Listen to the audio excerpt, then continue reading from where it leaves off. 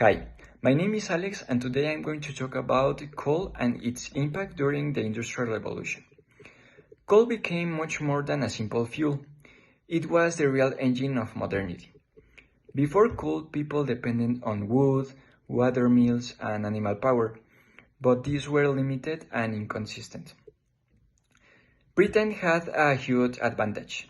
Large coal reservoirs close to industrial areas, rivers, and canals for transport, and also a stable political system. Thanks to this, coal powered factories, mines, and transport, making Britain the leader of global industrial growth. Coal changed everything because it was cheap, abundant, and much more energy dense than wood. Steam engines could run day and night on coal, and these supported not only factories but also mining and agriculture. Coke furnaces by Darby in 1709 allowed large-scale iron and steel production, which became essential for machines, railways, and construction.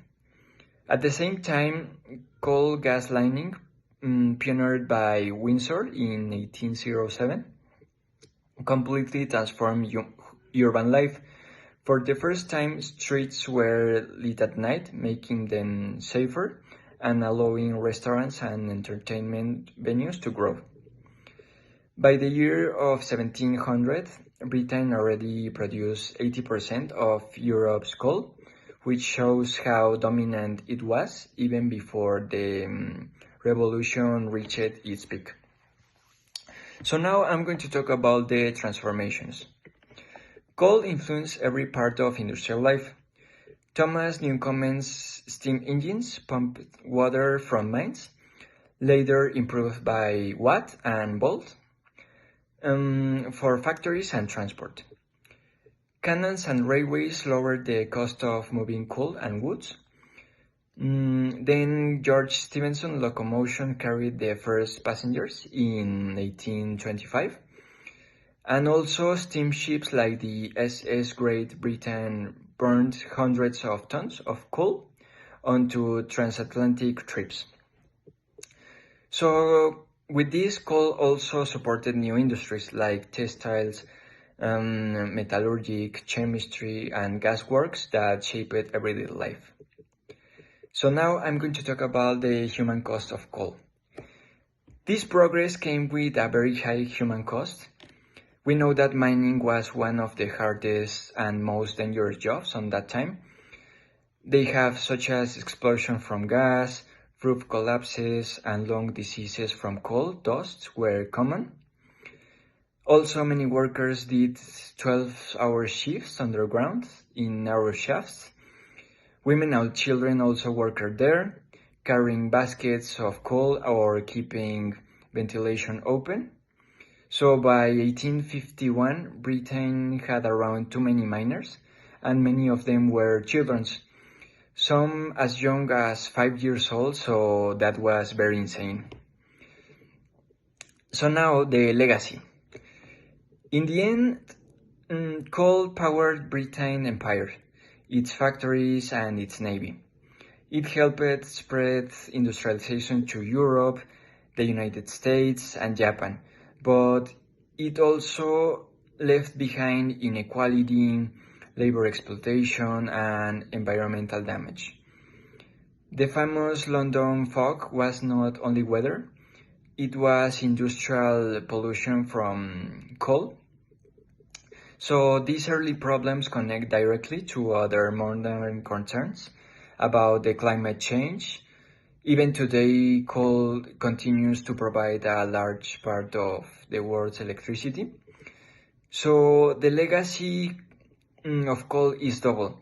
It brought incredible progress and connected to the world, but it also showed that every step of industrial growth has a cost.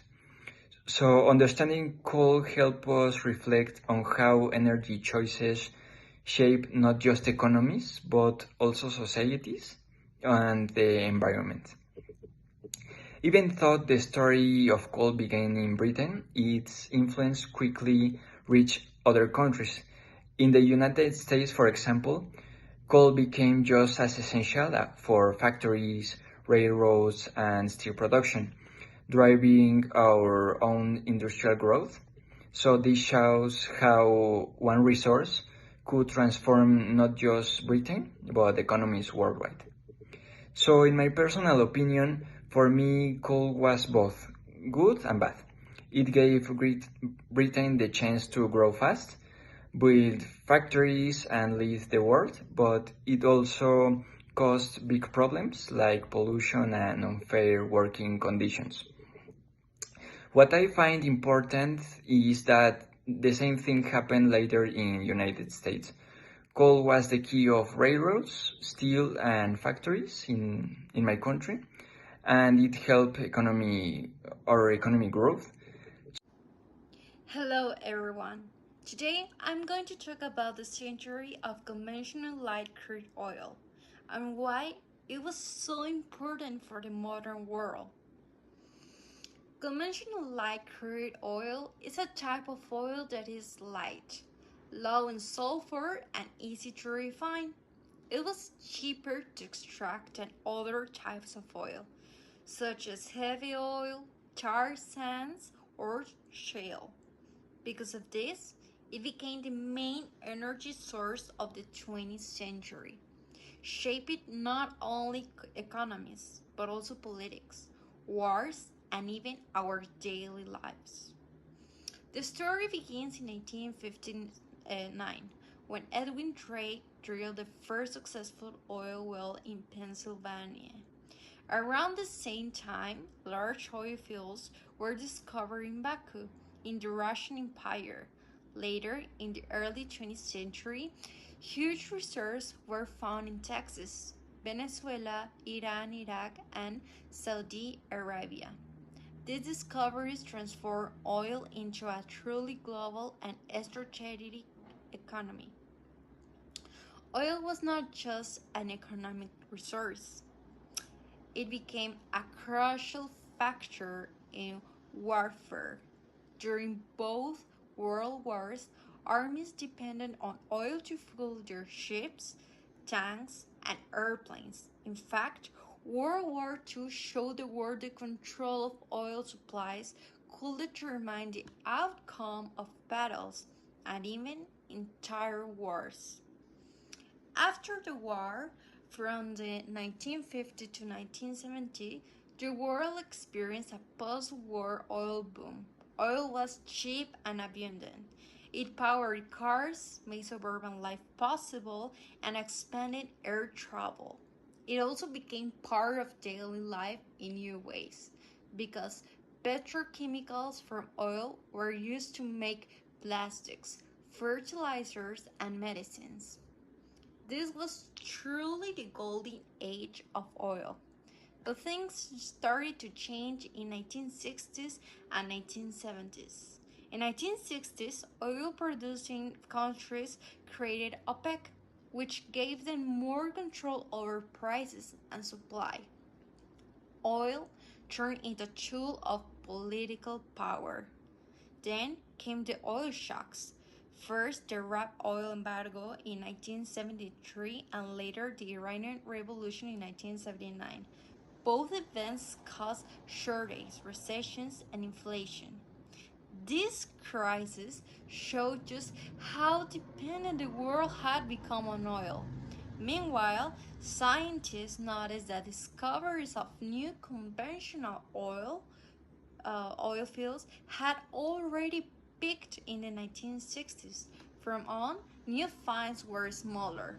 This meant that production could get to rely more on unconventional sources like shale oil and tar sands, which are more expensive and more harmful to the environment. At the same time, the environmental impact of oil became impossible to ignore. Burning oil is the largest source of carbon dioxide emissions, making it one of the main drivers of climate change. So, while oil gave us prosperity and modern life, it also left us with serious challenges for the future. In conclusion, conventional light crude oil defined the 20th century. It shaped industries, transportation, geopolitics, and even culture. But now, as the resource declines and the climate crisis grows, we face the challenge of finding cleaner, renewable, and also sustainable sources of energy. The story of oil reminds us how dependent we are on it and how urgently we must now prepare for life beyond it. Thank you. Hello everybody, I'm Daniela and today I'll be discussing the 1970s oil crisis and the rise of natural gas in the US. So if you recall from the previous presentation, the Middle East developed the Organization of Oil Exporting Countries, also known as the OPEC. This organization administers the export of oil and its prices depending on the country it is going to. Keeping this in mind, during the 70s the Middle East was going through two significant events, the Yom Kippur War and the Iranian Civil War. So what happened during the Yom Kippur War? So we have Egypt and Syria who were backed up by different Arab nations and they agreed on attacking Israel. So why did they attack Israel? This was because these Arab nations wanted to regain territory they had lost during the 1967 war. As you can tell, this proceeds from World War II. Israelis were placed in Palestinian territory to compensate for the atrocities that had happened during the World War II. And once again, their Arab nations were not happy and they did not want to acknowledge them as a new nation. The UK was the main country to attribute this territory to the Jews and called it a national home, a pledge known as the Balfour Declaration. However, the US supported Israel with arms, and that made the OPEC really mad about it, responding with what we now know as the 1970s oil crisis. So what happened during this oil crisis in the US? It completely stopped the economy in the US. It really took a toll on it. Stagnation is what they call this period of time in which nothing moved or developed. It amazes me how they were both in recession and inflation. I had no idea that could happen, and it's just amazing. It did. So how did they overcome this crisis? The US realized they were completely dependent on foreign oil, and although they had their own domestic production, it just wasn't enough to keep up with the demand. So this oil crisis lasted for about 6 months, and although petroleum was the main energy source in the US, natural was another option for consumers and a popular one, I might add. And so the US had to back up their um, support on Israel, and that's when the OPEC said, okay, we're good. And as a little fun fact about how natural gas is formed, because that's something that they don't know, it has almost the same formation as oil does. It takes place in shallow, warm ocean uh, waters where plankton traps energy from the sun, and as they lie dead on the ocean floor, natural gas and oil is formed. And even though after the oil crisis um, was completely done for, in 1978 there were shortages on natural gas and its price had been kept artificially low as an incentive for people to purchase it. However, that didn't change the fact that people wanted and needed petroleum. So how did the US eventually change to natural gas? As a fact, they saw an environmental and economic benefit into consideration, as well as the discovery of large natural gas deposits in Texas and Kansas and technological advances. In my personal opinion, the US has managed to harness their natural resources to provide for their industries and people's lifestyles. The fact that they have been solely relying on other nations as their main energy providers disbalanced the US economy. It's a reminder of how things that happen all around the world can affect you directly. According to the American Public Gas Association, natural gas distribution companies have always been subject to regulation by state and local governments. This issue was regulated through the Natural Gas Act, which protected consumers from possible unreasonable high prices. So the thing about natural gas is that different people have access to it, and these companies that have access to it happen to set up their own prices, and that affected the consumer directly.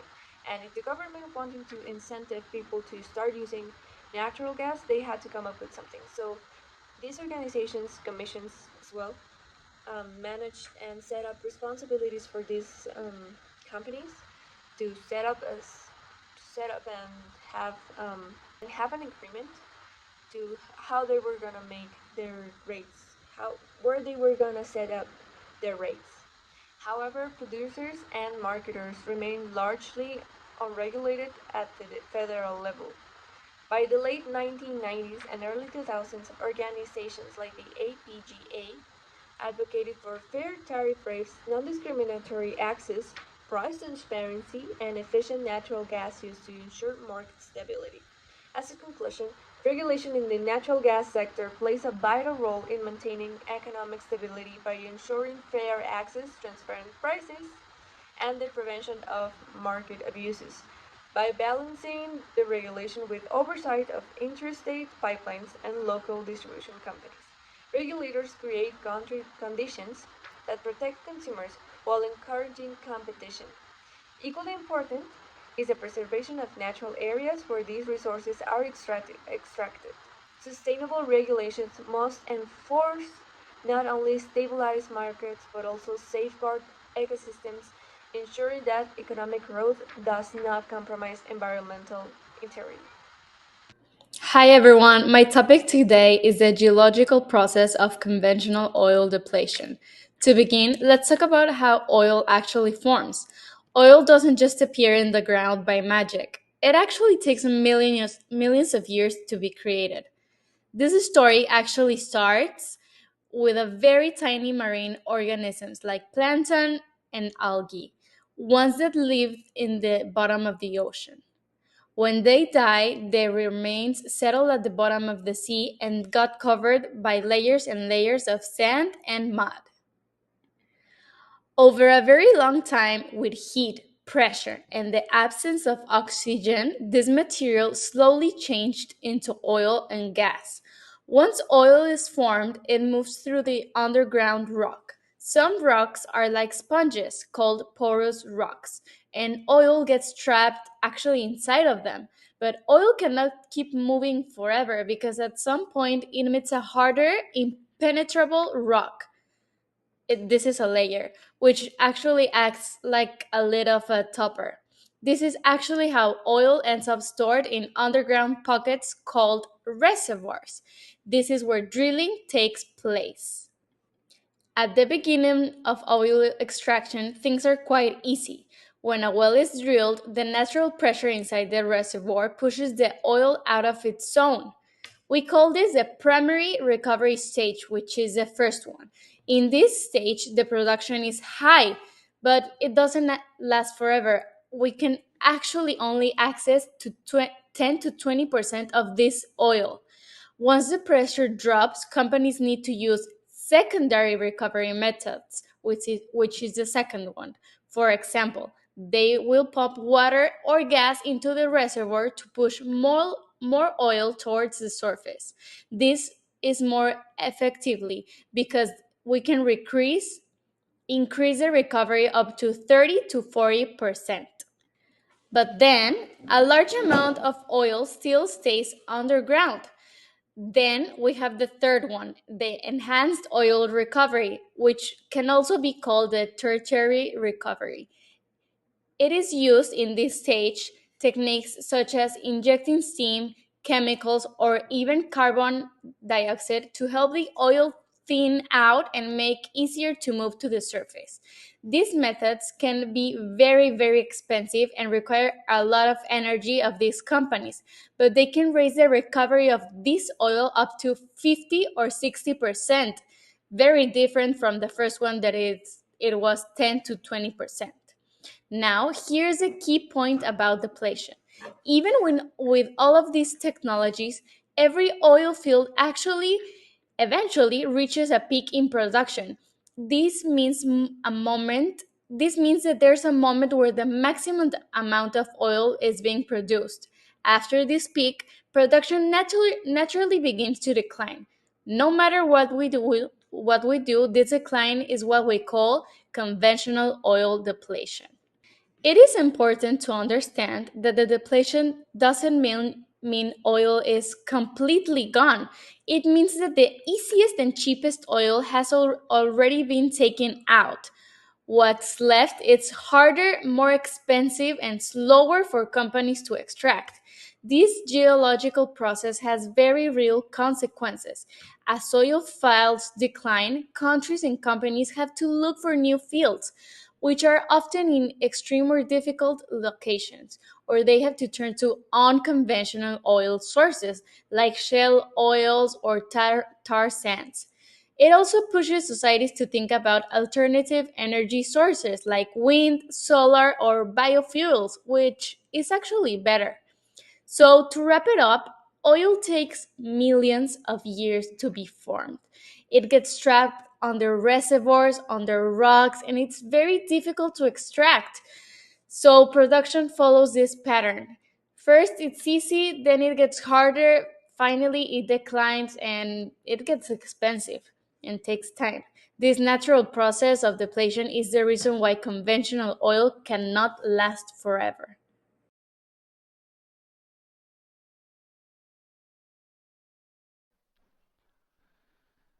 Good morning. Today I'm going to talk about unconventional oil and its role in today's energy system. So why do we even care about unconventional oil? The main reason is that conventional oil discoveries have been declining for decades, while at the same time global demand for energy keeps rising. To fill this gap, advances in technology like horizontal drilling and seismic imaging have made it possible to extract oil from much harder places and formations. Now, do we mean by unconventional oil? Unlike conventional oil, which flows relatively easily once drilled, unconventional oil requires special and more intensive methods to extract. There are four main types. The first one is the shale oil, which is obtained through hydraulic fracturing, also known as fracking. Combined with horizontal drilling, this technique created the famous United States shale boom start around 2005. Then we got the tar sands, mostly found in Alberta, Canada, where the oil is literally mixed with sand and clay. And these are mined through open pit operations or extract with its situ methods. Then we got the heavy oil, who is found mainly in Venezuela and California, which requires injecting steam underground to make it flow. And finally, we got the extreme locations, like deep water fields in the Gulf of Mexico or the Arctic, where the environment makes drilling highly risky and expensive. One way to measure how efficient each of these sources is by looking at the ROI, or energy return on investment. And this tells us how much energy we got compared to much energy we spent to extract it. For conventional oil, the ratio used about 30 to 1, which is excellent. For shale oil, it drops to around 10 to 1, and for tar sands, it's only about 3 to 1. In other words, unconventional oil takes a lot more of effort or an energy to produce the same barrel. Then we got the impacts and the future. On the positive side, unconventional oil has expanded reserves worldwide. It has been key for United States energy independence, especially with shale, and it also plays a major geopolitical role for countries like Canada and Venezuela. For a time, it really boosts global supply and reduces reliance on some traditional producers. But there are also many downsides. For example, shale wells tend to decline very quickly, meaning companies must constantly drill new wells just to maintain production. Water use is another big issue, especially for fracking, since it requires millions of liters per well and can contaminate local aquifers. Tar sands, on the other hand, involve massive deforestation and create toxic water waste ponds. Overall, unconventional oil produces more carbon dioxide emissions per barrel than conventional oil, which worsens climate change. Another challenge is the economics. The break-even price for shale oil is between 40 and $60 per barrel, while for tar sands is 80 to 100. This means that when oil prices are low, many unconventional projects are simply not profitable. Combined with price volatility, this makes them a risky investment. So what about the future? Some argue that unconventional oil is a bridge fuel, helping us meet demand while renewable energy sources grow.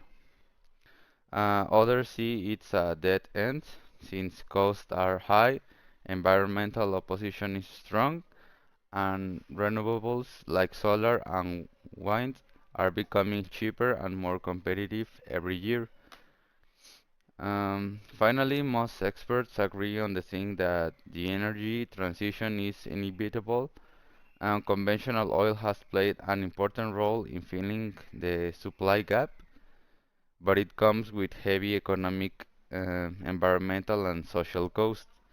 The real question is not whether we will move beyond it, but how fast we can accelerate the shift towards cleaner alternatives. The crisis of conventional fuel depletion. The United States has historically been one of the largest oil producers and consumers in the world. With the reserves estimated at 36.5 billion barrels, the country maintains a strategic position in the global market. This figure places it at the heart of international energy decisions, but it also makes it responsible for its consequences. However, this apparent abundance does not guarantee long-term stability. Conventional reserves are decreasing, and the country faces the challenge of maintaining its leadership without compromising sustainability. To sustain its production, the United States has opted for technologies such as hydraulic fracking, which is a technique to extract gas and oil from poorly permeable rock deposits, injecting high-pressure water, sand, and chemicals to fracture the rock, and deep water drilling. These techniques have made it possible to extract oil from previously inaccessible formations, increasing production and reducing dependence on imports. The problem, as mentioned in the video, the crisis of conventional fuel depletion, these technologies have a high environmental cost: aquifer pollution, methane emissions, and ecosystem destruction.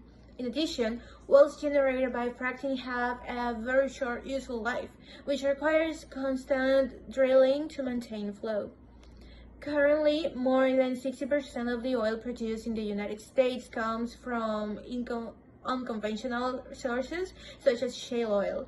These resources have a low energy return, which means that more energy is required to extract them than they offer in net terms. In addition, fracking wells lose up to 70% of their production in the first year, which generates a race against time and constant pressure on financial and natural resources. This model, although technological advance, is structurally fragile. The increasing extraction costs and price volatility affect both the U.S. national economy and the regions dependent on the energy sector. Many oil companies in the U.S. would not be profitable without subsidies, which further questions the viability of the current system. According to the Global Energy Review 2025, U.S. had the third highest absolute growth in energy demand in 2024, after China and India. However, this expansion occurred with a high dependence on gas and oil, which makes it vulnerable to fluctuations in the global market. The video that I mentioned before points out that strategic and commercial oil inventories in the U.S. are at all-time lows. This limits their response capacity to energy crises such as supply interruptions or international conflicts. The Annual Energy Outlook 2025 reinforces the idea that the current U.S. energy model, although robust in production, is fragile in resilience. It produces a lot, but it depends on everything working without interruptions. And in an increasingly uncertain global context, that dependence represents a strategic risk. The American lifestyle based on private transport, high energy consumption, and urban expansion cannot be replicated globally without depleting the planet's resources. As the video warns, the energy transition must be realistic and responsible, not based on empty technological promises. But has there been an opportunity for change? The biggest opportunity was the pandemic because the consumption of gasoline and diesel in the US decreased, partially due to the rise of remote work and the increase in prices. My personal opinion is that the current crisis reveals both technical failures in the production model and the lack of vision in the United States. Despite its capacity for innovation, the country remains dependent on fossil fuels, which affects the environment and perpetuates economic inequalities and geopolitical vulnerabilities. This situation should be an opportunity to redesign energy production and consumption, as well as our way of life, and promoting intelligent, ethical, and responsible development. In conclusion, in the United States, oil symbolizes power and freedom, shaping cities and lifestyle for more than a century. To achieve a true energy transition, a symbolic change is needed, where progress is measured by quality of life without relying on oil. A new narrative that values efficiency, collaboration, and connection with the environment is required. This will not only strengthen resilience against the energy crisis, but also provide a more just and sustainable model for the world. In the end, energy defines our priorities.